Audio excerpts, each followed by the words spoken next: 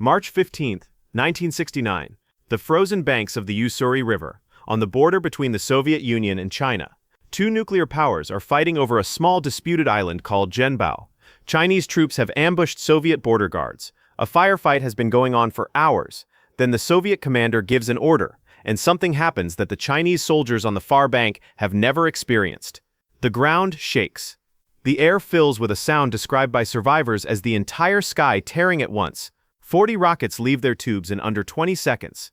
Each one weighs 66 kilograms. They travel at 715 meters per second. They cover 20 kilometers in less than 30 seconds. They land in a pattern, 350 meters wide and 600 meters deep. In that rectangle, in those few seconds, nothing survives. The Ussuri River battle ended shortly afterward. China lost. The weapon that ended it was a truck. A Ural 375 6x6 commercial truck chassis fitted with 40 launch tubes in a rectangular array, each loaded with a 122mm rocket. The whole system weighed 13.5 tons. It cost, in the context of Cold War military expenditure, almost nothing. The Soviet Union had built 6,000 of them. The BM-21 Grad, Boyevaya Machina, combat vehicle, nicknamed Hail, had just announced itself to the world. In the 60 years since, it has fought in every conflict of any significance on Earth. Over 65 nations operate it. Both sides use it simultaneously in Ukraine today. It has killed more people than any other artillery system of the post-war era, and it still costs less than a middle-range sports car per rocket. To understand what the BM-21 was, you need to understand what the Katyusha had done to German psychology in the Second World War, and what Soviet military doctrine had concluded from it. The BM-13 Katyusha, a truck-mounted rocket launcher firing 132mm unguided rockets, had terrified Wehrmacht soldiers not because of its accuracy, which was poor, but because of its volume and its sound. A battery of Katyushas firing simultaneously produced a psychological effect that no conventional artillery could replicate. The rockets screamed. They arrived in mass. They covered an area rather than a point. The German soldiers who survived Katyusha barrages described a specific kind of fear, not the fear of being targeted, but the fear of being caught in a zone where survival was statistical rather than earned by skill or cover. Soviet doctrine took this lesson and built it into every subsequent rocket artillery development. The BM-14 that followed the Katyusha improved range and payload. The BM-21 Grad that entered service in 1963 went further. 40 tubes, each firing a rocket with a range of 20 kilometers, the complete salvo leaving the launcher in under 20 seconds, the vehicle capable of moving to a new position before the first rockets had even landed. The crew of 4 could be driving away from the firing position before an enemy artillery radar had finished computing the back bearing to their location. Fire and disappear. The tactic was not precision, it was terror delivered at industrial scale on a commercial truck chassis. The BM-21 Grad's first confirmed combat use came in March 1969 at Zhenbao Island. The results were decisive enough that the Chinese government subsequently launched its own development program to produce a near-identical system, the Type 63, and later the Type 81, which were BM-21 derivatives in everything that mattered, technically. The next significant deployment was in Angola in 1975 during Operation Savannah. Cuban forces equipped with BM-21s fired on advancing South African columns. The South Africans had never encountered the system before. The salvo that landed on a column near the Niger River caused panic and casualties that temporarily halted an advance that had been progressing successfully for weeks. The South African Defense Force response was immediate. They began developing the Valkiri multiple rocket launcher, a domestically produced system that used the same area suppression doctrine. The BM-21 had just forced one of Africa's most capable military organizations to redesign its artillery program. Vietnam used BM-21s against Chinese forces in the 1979 border war. The same system China had developed in response to Soviet BM-21s at Ussuri a decade earlier, now turned back against China's own forces. In the Ogaden War of 1977-78, Soviet-supplied BM-21s in Ethiopian hands proved decisive against the Somali advance. The sound of incoming Grad rockets had spread panic through Somali positions before the rounds even landed, repeating the psychological pattern from 1969. In Afghanistan from 1979, Soviet forces used BM-21s extensively against Mujahideen positions in mountain valleys, with mixed results, since the area suppression doctrine that was devastating on open terrain became less effective against dispersed fighters in complex ground who had learned to predict the firing patterns.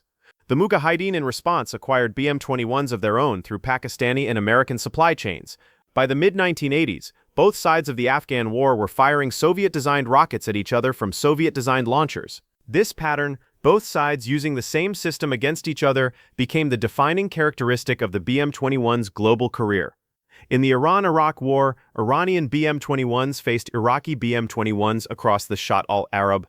In the Yugoslav Wars, Serbian BM-21s fired at Croatian and Bosnian positions while Croatian and Bosnian forces acquired BM-21s and returned fire. In the First and Second Chechen Wars, Russian BM-21s were used against Chechen fighters who had captured Russian BM-21s. In Yemen, Saudi-led coalition forces faced Houthi BM-21 salvos while firing their own BM-21s in response. The system was so widely distributed that any conflict involving former Soviet client states or their neighbors was almost automatically a BM-21 on BM-21 engagement. The weapon had achieved something remarkable. It had become so universal that it defined the baseline capability of any armed organization above the level of a militia. The reason for this universality was straightforward. The BM-21 is simple, cheap, reliable, and devastating.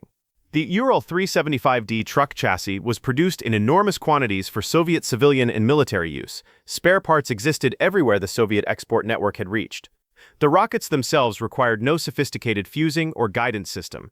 They were pointed in the right direction by a basic azimuth and elevation mechanism, fired electrically, and landed where the ballistic tables said they would land, which was accurate enough for area suppression, but not for targeting individual buildings or vehicles. The crew required minimal training to operate the launcher. The system could be positioned, fired, and relocated in under 3 minutes. It needed no special transport, no crane, no specialist ammunition handling.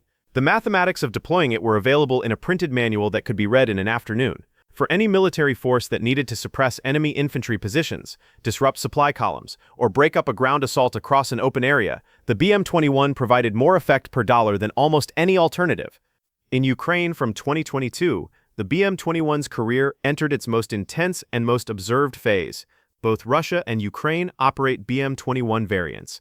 Russian Grad batteries have been used in the systematic destruction of Ukrainian cities, Mariupol, Kharkiv, Kherson, firing into residential areas in the kind of indiscriminate area saturation that the system's designers intended for open battlefield suppression. Ukrainian BM-21s have been used in counter-battery fire against Russian positions and in area denial operations along contested front lines. Ukrainian forces have also received the M2070 MLRS and the M142 HIMARS from the United States, systems with guided rockets, longer range, and significantly greater precision, but the BM-21 remains in the Ukrainian inventory because its simplicity and the existing ammunition stockpiles make it irreplaceable for certain tactical functions. Counter-battery radar systems of both sides track Grad launches and return fire within minutes, which is precisely what the system's shoot-and-scoot doctrine was designed to address. A BM-21 crew that follows the 3-minute rule is rarely still on the firing position when the counter-battery rounds arrive. The BM-21's design philosophy stands in direct opposition to everything that modern precision warfare represents. The HIMARS fires a GPS-guided rocket to within 1 meter of its target at 70 kilometers. The BM-21 fires an unguided rocket to within 100 meters of where it was aimed at 20 kilometers. The HIMARS costs approximately $5 million per launcher and $43,000 per guided rocket. The BM-21 costs approximately $300,000 per launcher and $1,000 to $2,000 per rocket. A battery of BM-21s can saturate an area the size of several football fields with 40 rockets in 20 seconds at a cost of roughly $40,000 to $80,000 in ammunition. That saturation, that cover of an entire area rather than the precision targeting of a single point, is what the BM-21 does, and it does it in a way that a precision system cannot replicate at any comparable cost. When the objective is to make a zone of terrain too dangerous to occupy, to break up a troop concentration, to destroy a supply dump in the open, or to suppress enemy artillery while friendly forces maneuver, the BM-21's area saturation is not a weakness of its imprecision, but a feature of its design. Over 65 nations, more than 4,000 vehicles produced in the Soviet Union alone, with derivatives manufactured in China, Egypt, Romania, Poland, North Korea, India, and elsewhere. Every major conflict since 1969, both sides simultaneously in Ukraine. The BM-21 Grad has outlasted the Soviet Union that designed it, the Cold War that motivated it, the generals who deployed it in every iteration, and the political systems that funded all of the above. It will outlast the current war in Ukraine. It will be firing in the next conflict and the one after that on both sides, as it has always been. The weapon that sounds like the entire sky tearing at once costs less than a sports car per rocket and has been tearing skies open on every inhabited continent for 60 years. That is not a weapon, that is a fact of geopolitical life. That is what happens when you build something that works, costs almost nothing, and can be operated by anyone who can read a manual and drive a truck.